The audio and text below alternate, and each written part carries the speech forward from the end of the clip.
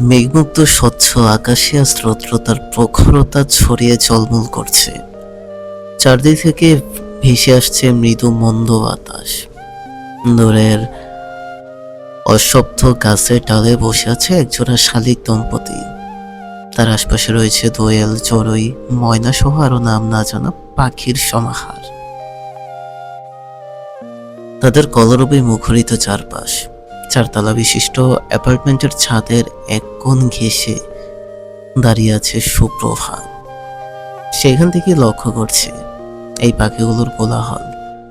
আবার ফাঁকে ফাঁকে ছাদে প্রবেশ করলো রোদ্দুর। আবার ফাঁকে ফাঁকে গুনগুন করে গাইছে তার অতি প্রিয় গানের দু কয়েকটা কলি। কেন মেঘ আসে হৃদয় আকাশে। তখনই সিগারেট হাতে ছাদে প্রবেশ করলো রোদ্দুর। সামনে দাঁড়িয়ে থাকা রমণীকে আপাত মস্তক পর্যবেক্ষণ করে হাতে থাকা সিগারেটে টান বসালো। ধোয়া উড়াতে উড়াতে এগিয়ে গেল সুপ্রভার নিকটে। চুপ করে কিছুক্ষণ দাঁড়িয়ে থেকে মহা পিষ্ট হয়ে শুনতে লাগলো তার গুনগুন করে গাইতে থাকা গান। পরপর আবারও টান বসালো সিগারেটে। একই ভঙ্গিতে ধোয়া উড়িয়ে বলল, আর কতভাবে আমাকে পাগল করবি প্রভা। তোর গুনগুন করে গাইতে থাকা গানের কণ্ঠ শুনে যে কোনো এক বলিষ্ঠ সুপুরুষের হৃদস্পন্দন থমকে আসে মুগ্ধতায়। মস্তিষ্ক বিকল হয়ে খার সুমিষ্ট কণ্ঠস্বর স্নিগ্ধতায়। সে খবর কি রাখিস? থেমে গেল তার কানের গলা। পেছনে না ফিরেও বেশ বুঝতে পারছে কে দাঁড়িয়ে আছে। যে স্বয়ং সৈয়দ মেঘরাজ রোদ্দুর। তার মাদকতা মেশানো কণ্ঠস্বর যে খুব পরিচিত সুপ্রভার নিকট। এ কণ্ঠকে অবহেলা কিংবা অপেক্ষা করার ইচ্ছা বা শক্তি কোনোটাই নেই সুপ্রভার। তবু মনের সাথে এক প্রকার যুদ্ধ করে সে হাজারবার প্রত্যাখ্যান করে আসছে এই প্রেমিক পুরুষটিকে। যতবার তার কাছে রোদ্দুর প্রেমের আকুল আবেদন নিয়ে হাজির হয়েছে, ঠিক ততবারই তাকে খুবই নিষ্ঠুরভাবে ফিরিয়ে দিয়েছে সে। তার যে হাত পা বাঁধা, পরিবার নামক লৌহ শেকল তাকে আষ্টে পিষ্টে জড়িয়ে ধরে রেখেছে এই প্রেম নামক অনুভূতির কাছ থেকে। চাইলেও যে তার প্রেমে পড়া বারণ। সে যে আজও ভুলেনি তার বড় বোনের প্রণয়ের শেষ পরিণতি। এক বেঈমানের ধোঁকা সহ্য করতে না পেরে কি নির্মমভাবে নিজেকে শেষ করেছে তার বড় বোন। এসব তিক্ত কিছু স্মৃতি স্মরণ হলেই বিষাক্তটায় ভরে ওঠে তার বুকটা। তীব্র থেকে তীব্রতর ঘৃণা জন্মে এই প্রেমক নামক অনুভূতির প্রতি। আজও চুপ করে থাকবি বলি, কথা বলবি না? বড্ড করুণ শোনালো কণ্ঠস্বরটা, যেন এই কয়েকটা শব্দ দ্বারা প্রকাশ করতে চাইছে তার ভেতরের সকল দুঃখগুলোকে। সিগারেটের প্রতিটি ধোঁয়ার সাথে যেন উড়িয়ে নিতে চাইছে তার বিষাদগুলোকে। কত ভাবে বুঝিয়েছে এই মানবীকে যে পৃথিবীর সকল পুরুষ এক নয়। কেউ যেমন ভেঙে করিয়ে দিতে পারে, আবার ঠিক তেমনি কোনো পুরুষ সেই ভেঙে করিয়ে যাওয়া নারীকে নিজের মতো করে নিতে জানে। কিন্তু হায়, এই নিষ্ঠুর মানবীর মন আজও করল না, আজও তাকে একটা সুযোগ দিল না তার কথাকে বাস্তবে পরিণত করতে দেয়ার। সুপ্রভার কোনো হেলদোল না দেখে রাগ হলো রোদ্দুরের। খাঁচকা টানে বেশ অনেকটা কাছে নিয়ে এলো।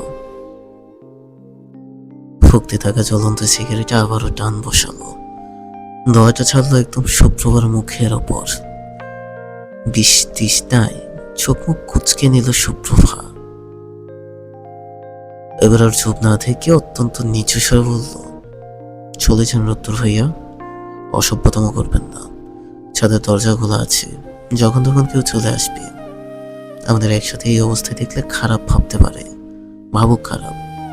আমিও এটাই চাই, আমাদেরকে একসাথে দেখে কেউ খারাপ ভাবুক, তারপর আমার আর তোর বিয়ে দিয়ে দিক। কিছুক্ষণ থেমে আবারও নিজের স্বরটাকে নরম করলো, তারপর কোমল গলায় বলল, তুই কেন এমন করে সরি? আমি তোকে ভালোবাসি। সবাই তোর বোনের প্রেমিকের মতো নয়। যদি সব পুরুষই সমান হতো, তাহলে আজ পৃথিবীর বুকে তাজমহল থাকতো না, থাকতো না কোনো ভালোবাসার নিদর্শন, আর না লেখা হতো প্রেম নিয়ে হাজার হাজার গল্প, কবিতা, উপন্যাস। তাও কেন বারবার এমন করিস? আমাকে কি তোর ভালো লাগে না? ও, বুঝতে পেরেছি, আমি শ্যামবর্ণের বলে তুই আমায় অবহেলা করিস, তাই না? আমি কি খুব বেশি অসুন্দর প্রভা? আমাকে কি ভালোবাসা যায় না? সজগিতে চোখ খুলল সুপ্রভা। কে বলেছে রোদ্দুর অসুন্দর? লম্বা চওড়া সুঠামদেহীর অধিকারী এই মানব, মাথাভর্তি কোকড়া চুল, ঘন পাপড়ি বিশিষ্ট চোখ জোড়ার দিকে তাকালে যে কেউ মায়ায় পড়তে বাধ্য। সিগারেট ফোকা, কালচে ঠোঁট জোড়া, নেড়ে যখন কথা বলে তখন চলমুল করে মুক্তার ন্যায় শুভ্র দত্তরাজি। কি চমৎকারই না দেখতে লাগে তখন। ইস, মনের ভাবগুলোকে যদি মুখে প্রকাশ করতে পারতো সুপ্রভা, তাহলে বোধ হয় সামনে দাঁড়িয়ে থাকা মানবের আজ খুশির বাঁধ ভাঙত। আর কত চোখ থাকবে প্রভা? 6 বছর কি অধিক সময় নয়? 6টি বছর ধরে আমি তোকে ভালোবাসি। যতবার তোর কাছে আমি ভালোবাসার কথা বলেছি, ঠিক ততবারই তুই আমাকে ফিরিয়ে দিয়েছিস। কেন এত নিষ্ঠুর হচ্ছিস প্রভা? কেন? বারবার ফিরিয়ে দেওয়ার পরও কেন আসেন আমার কাছে? আপনাকে তো আমাদের এলাকার অধিকাংশ মেয়েই পছন্দ করে। ওদের মধ্যে কাউকে বিয়ে করে নিন, তাহলে তো হয়ে যায়। বিনিময়ে কিছু বলতো না রত্তর। কেবল মুচকে একটা হাসি দিয়ে ফুটিয়ে তুললো তার অধর কোণে। কিছুক্ষণ নীরবতা চলল উভয়ের মাঝে। এই নীরবতা ভেদ করে রত্তর সহসাই বলে উঠল,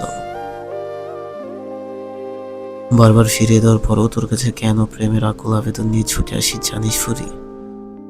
সুপ্রভা জিজ্ঞাসা নয়নে তাকালো রত্তরের মুখ পানে। রত্তর মুচকে এসে তার মুখটাকে সুপ্রভার কানের কাছে নিয়ে গিয়ে ফিস করে বলল, ভালোবাসি তাই। পরপর দ্রুত গতিতে মুখটা সরিয়ে নিল রত্তর। হাত খাওয়া সিগারেটটা পায়ের নিচে পিষ্ট করে স্তব্ধ পায়ে এগিয়ে গেল ছাদের দরজার দিকে। কিছু একটা মনে পড়তেই পেছনে ফিরে সুপ্রভার দিকে তাকিয়ে বলল, 5 দিনের জন্য চট্টগ্রাম যাচ্ছি। ফিরবো তোর জন্য এক বিশাল চমক নিয়ে। সেই চমকের জন্য নিজেকে আগে থেকেই প্রস্তুত করে নেবরি। আর দাঁড়ালো না রত্তর। গটগট করে সিঁড়ি বেয়ে চলে গেল তাদের অ্যাপার্টমেন্টের দিকে। একবার পিছু ফিরে খেয়ালও করলো না যে কেউ একজন তার দিকে চোখ ভর্তি জল নিয়ে মায়াভরা দৃষ্টিতে তাকিয়ে আছে। লালপাড়ের সোনালি কাতান শাড়ি পরে বসে আছে সুপ্রভা। আস্তার বিয়ে, বউ সাজানো হচ্ছে তাকে। তবে পাত্রটি রত্তর নয়। রুম জোরে সকল কাজিনরা গোল হয়ে বসে আছে। দেখতে এসেই বিয়ে করার কি আছে সেটাই বোঝার চেষ্টা করছে তারা।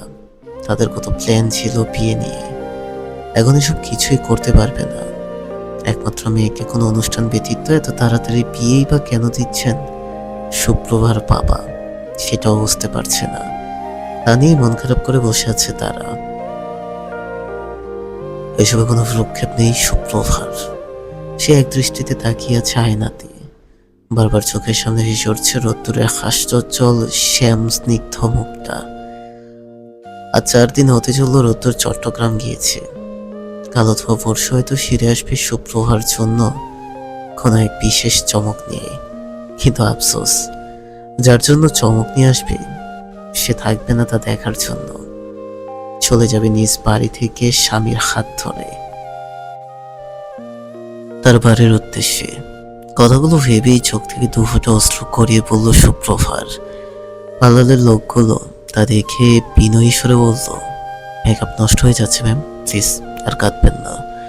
সুপ্রভা কিছু না বলে চুপ করে রইল। পার্লারের লোকেরাও সাজানো কমপ্লিট করে বের হয়ে গেল। সুপ্রভাকে ঘিরে বসলো তার কাজিন মহল। সবাই বুঝতে পারছে সুপ্রভার মন খারাপ, হয়তো শ্বশুরবাড়ি চলে যাবে তাই। কিন্তু আসলে কিসের জন্য খারাপ সেটা হয়তো কেউই বুঝতে পারল না। সুপ্রভার মন ভালো করার জন্য সবাই এটা সেটা বলে তাকে হাসানোর চেষ্টা করতে লাগলো। কিন্তু সুপ্রভা স্থির হয়ে বসে আছে, মাথা নিচু করে, চোখ দুটো হাতের মোটা বালার মাঝে চোখ দুটো হাতের মোটা বালা জোড়ার দিকে আবদ্ধ করা। পাত্রের মা অর্থাৎ তার শাশুড়ি মা নিজ হাতে পরিয়ে দিয়েছেন। সকল হাসা ঠাট্টার মাঝে রুমে প্রবেশ করলো কয়েকজন মধ্যবয়স্ক লোক এবং কাজী সহ সুপ্রভার বাবা মমিনুল হক গলা খাকারি দিয়ে তার উপস্থিত জানান দিল। সাথে সাথে চুপ হয়ে গেল সবাই। মমিনুল হকের আদেশে বিয়ে পড়ানো শুরু করলো কাজী সাহেব।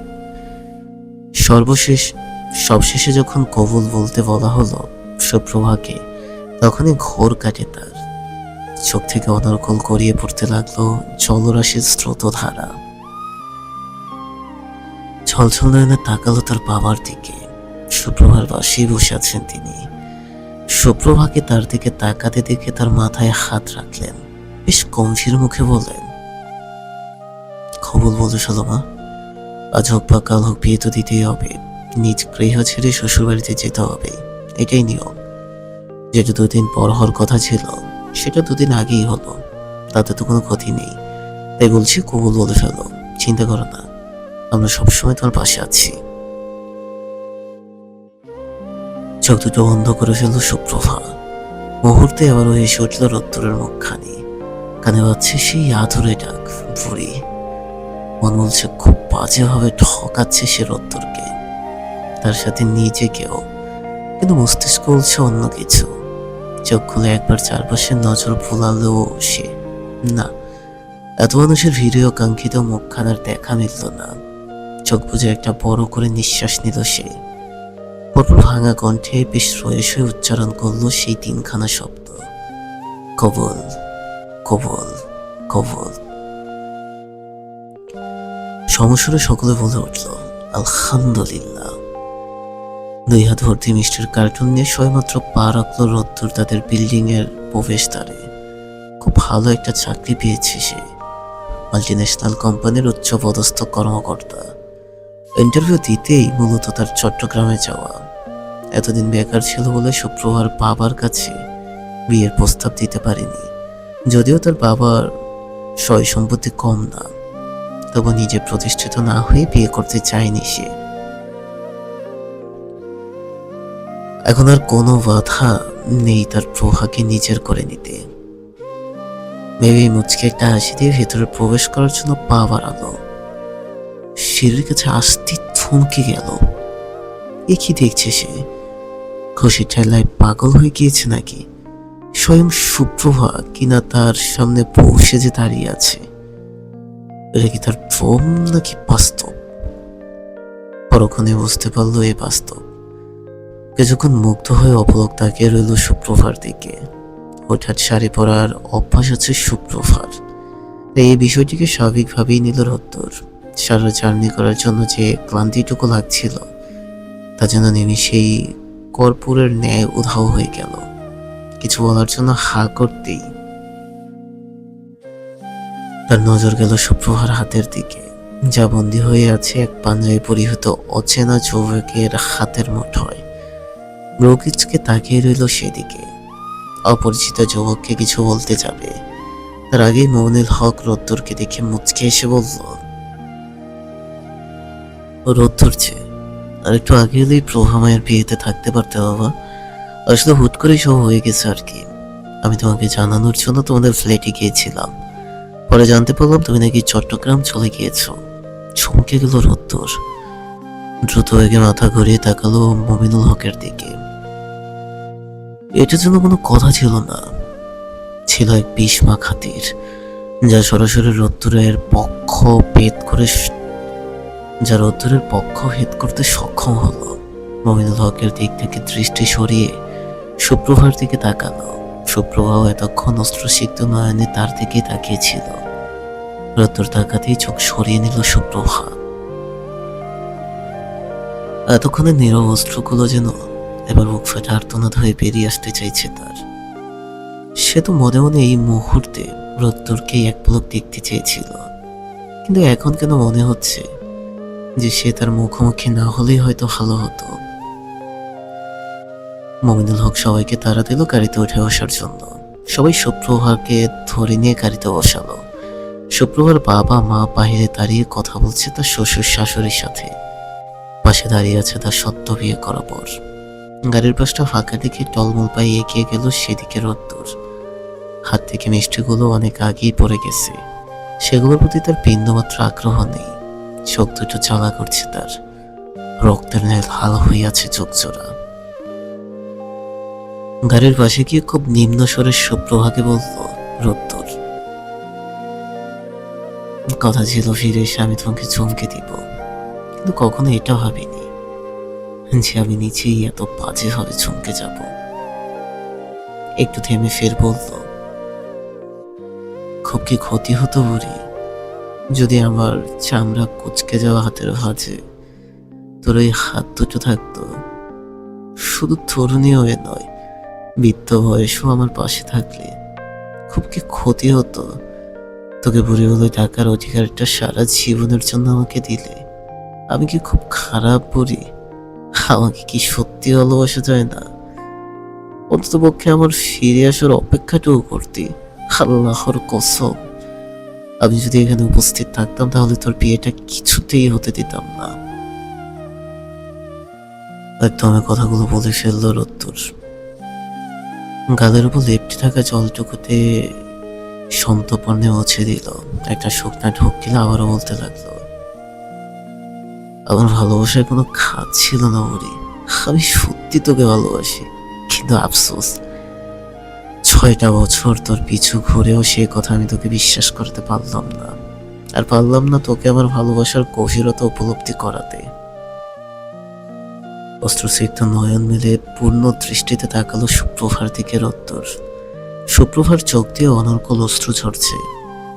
ঘোলাটে চোখে তাকিয়েছে রোদ্দুরের চোখের দিকে, যেন চোখ ধারায় বোঝাতে চাইছে তার না বলা কথাগুলোকে, উপলব্ধি করাতে চাইছে তার অব্যক্ত অনুভূতিগুলোকে। রোদ্দুর সেদিকে তাকিয়ে মলিন কণ্ঠে বলল, পৃথিবীর সব থেকে হতভাগা মনে হয় আমি, যে তার ভালোবাসার মানুষটির চোখে নিজের জন্য গভীর অনুভূতি উপলব্ধি করতে পারলেও তার নিজ মুখে ভালোবাসি শব্দটি শোনার ভাগ্য হলো না। তার আগেই সে অন্য কারো হয়ে গেল। কিছু একটা ভেবে কেবল তাচ্ছিলের একটা হাসি আসলো রোদ্দুর। ফের সুপ্রভার দিকে তাকিয়ে বলল, এতদিন তুই তোর পরিবারের কাছে তোর বড় বোনের প্রেমিক যেমন ছিল প্রতারক, বেঈমান, আজ থেকে তুইও আমার কাছে তার থেকেও বেশি বেঈমান, জঘন্য প্রতারক। তোরা দুজনেই কারো গভীর অনুভূতির মূল্য দিতে পারিসনি। তবে আমি কোনো কাপুরুষ নই যে পরের স্ত্রীর দিকে নজর দিব। আমি এক ব্যর্থ প্রেমিক, যে এক নিষ্ঠুর মানবীকে ভয়ঙ্কর রকমের ভালোবাসা সত্ত্বেও তাকে নিজের করে পেল না। ভয় পাস না, আমি তোর সুখের সংসারে কোনোরূপ বাধা সৃষ্টি করব না। দূর থেকে সবসময় দোয়া করবো তোর জন্য, খুব সুখী হ। কিন্তু কোনোদিন তোকে ক্ষমা করতে পারবো না। সৈয়দ মেঘরাজ ও রোদ্দুর কখনো বেঈমানদের ক্ষমা করে না। অশ্রুভরা চোখ নিয়ে চলে গেল রোদ্দুর। পেছনে ফেলে রেখে গেল আরো এক ভগ্ন হৃদয়ের কাহিনী। আবারও